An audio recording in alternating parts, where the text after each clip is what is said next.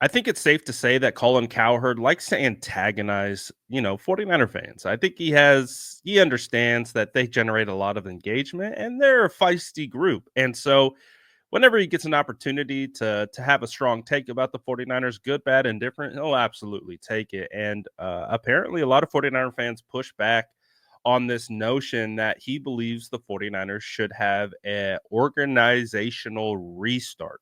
So basically, starting fresh from the top down, head coach, general manager, position coaches, just a whole philosophy change. And I guess he got a lot of pushback from that. So he reacted to that pushback today. And this is what he had to say on the matter. Take a listen right here. But yesterday I suggested, and apparently this was met with outrage by San Francisco media and fans. I suggested, I think San Francisco needs to reboot. Oh, I don't know. There's this crazy thing about being 5-7 in your last 12 games, old, expensive, and brittle. That apparently was outrageous. So San Francisco fans have not yet accepted a very harsh truth. How many great players do you have in their prime? Because Philadelphia got a lot of great players in their prime. Detroit's got a lot of great players in their prime. Last year was the last dance. And there's a reason there's only been one documentary on a sports team's last dance. It rarely turns out like you think. So, and if you don't think the bigger they are, the harder they fall in the NFL, let me give you the Patriots, who went from a 20-year dynasty to Jenga in 2 years. Crap all over the floor. Or the Dallas Cowboys, 12 wins, 12 wins, 12 wins to, what the hell am I watching? San Francisco, you should know better. 1999, after Montana and Steve Young. Steve Young gets hurt in 1999. Next 12 years, made the playoffs 2 times. This is a sport where people are tackling each other. Big, strong men are tackling each other. Stuff falls apart fast. Seahawks dynasty, here it never was. This is going to be 2 years. So psychologically, the Niners have never, ever been able to hoist a trophy. And so how the Niners view themselves and how the rest of us view the Niners are 2 different things. Here's how the rest of us view the Niners. The Kansas City Chiefs toy with you. Under Kyle Shanahan, they're 5-0 against you, 4 blowouts. You're not close to San Francisco. You're not close to Kansas City. 0-5, 4 double-digit losses. They're getting better. You're getting old and worse and expensive. They keep rebuilding the O-line, rebuilding the receiving corps. Andy Reid, Mahomes in his prime. You got Brock Purdy and an old, expensive, brittle roster. It's not close. Now, Baltimore and Buffalo have superstar quarterbacks, so they still have a shot. And many of their best players in Baltimore and Buffalo are in their prime. But Brock Purdy in an aging roster, does that sound like you're on the precipice of a 9-year run? And I look at that schedule this morning. You can blame whoever you want. You can go kicking and screaming. I'm looking at that remaining schedule. At Buffalo this week. Rams, at Miami, Detroit, at Arizona. Chicago's no layup. Not the way Caleb Williams is playing. So how you view yourself is not how everybody else views the Niners. I view you as 0-5 against Kansas City. You've had 3 coordinators in 3 years. They have the best coordinator and the best head coach and the best quarterback. And you have Brock Purdy, a coach that's good but blows late leads in big games, and you're on your 3rd coordinator, and none of those in 4 or 5 games can come close to Kansas City. Every time they play you, same result. Kind of ugly. That's how the rest of us view it. Big brand, a lot of wins, but this league, you crash hard. You crash hard. It's not like NBA. Michael's great. He leaves for a couple years. Michael comes back. They have another dynasty. No, it's not like that. It's like the Seattle Seahawks. Get to a Super Bowl, then another, then see ya. It's the New England Patriots, 20 years of dominance to a Jenga piece on the floor around 20 other Jenga pieces. Defensive coordinator gets hired as an offensive coordinator. What are they doing? It's Dallas. They are this close to apparently 4th place.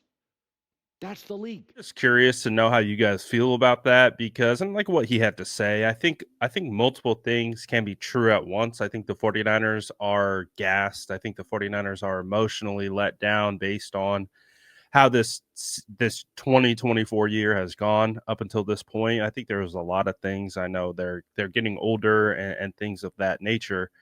But man, an organizational reboot, retool, restart that just sets you back, in my opinion, because you that means you're tearing down everything that John Lynch and Kyle Shanahan have built.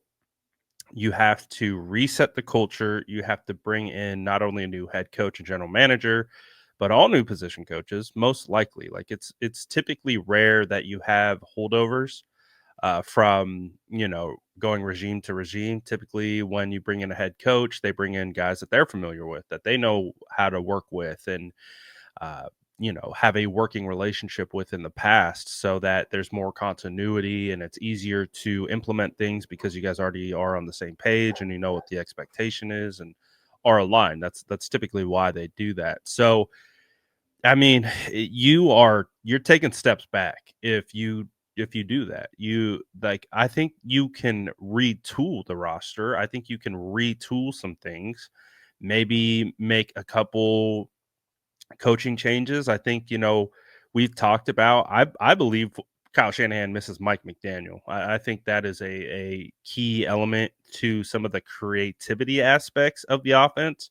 Obviously, Kyle Shanahan knows how to call plays. He can still scheme it up and dial it up. But I think what Mike McDaniel brought to the table was creativity and being able to utilize players to the best of their ability. I think that was one of his superpowers, was that he could recognize what players were good and not good at, and he would put the players in a position to do what they do best. And I think Kyle has missed that part of it.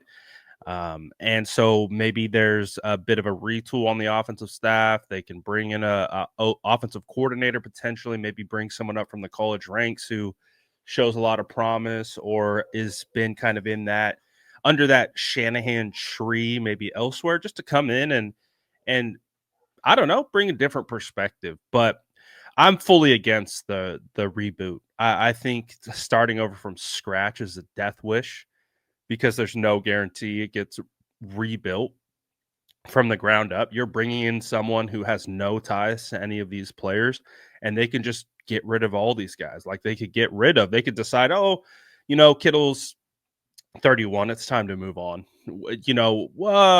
Dre Greenlaw, he's been hurt. Let's move on.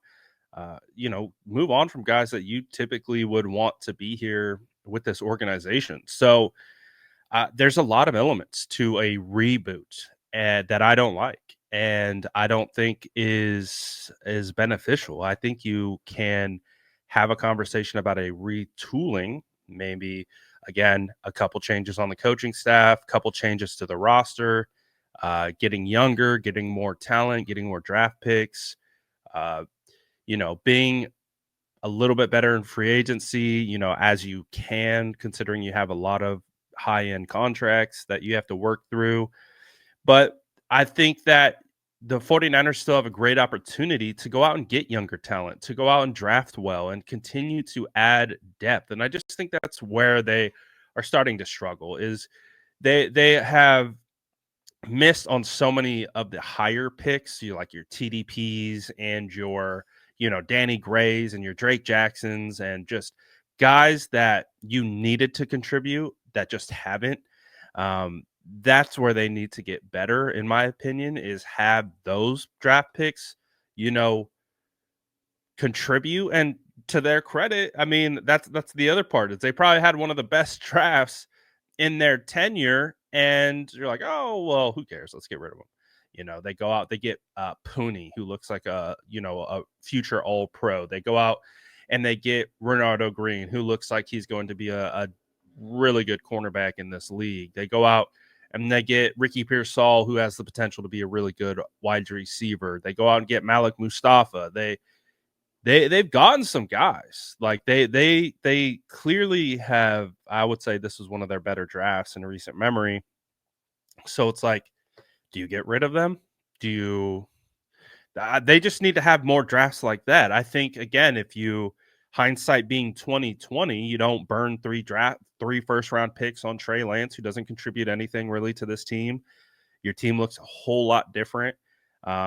If you just stand pat at 12 and in that draft, and you take a Micah Parsons, you take a Tristan Wirfs, you don't go Javon Kinlaw, you go somewhere else. Like there's opportunities, and hindsight is always crystal clear. But again, I think that's just where the 49ers are struggling. They needed those players in the 2021-22 drafts to create an impact. And unfortunately, they haven't really worked out.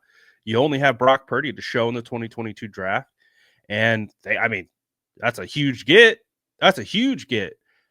But if you had more contributing players from those draft classes, I think the team, especially on defense, feels a little bit better. But we'll have to see. Again, I'm not in favor. I get why there's pushback, because I'm not in favor of it. I don't think the 49ers should tear it all down to the studs and rebuild. I think that would be a mistake.